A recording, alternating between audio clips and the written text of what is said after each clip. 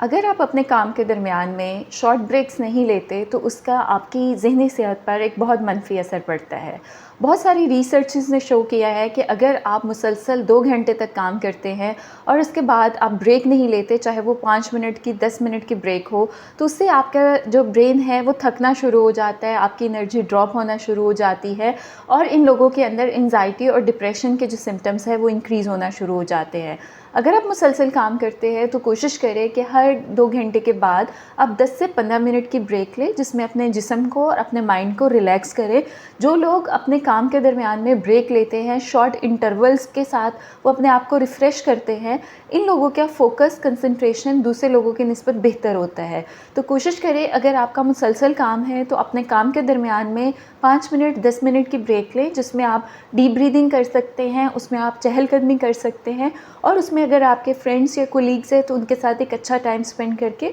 अपने आप को मेंटली और फिजिकली जो है वो फ्रेश कर सकते हैं। सिर्फ वेरीफाइड डॉक्टर से अपॉइंटमेंट बुक कराओ। ओला डॉक, डॉक्टर का अपॉइंटमेंट आसानी से।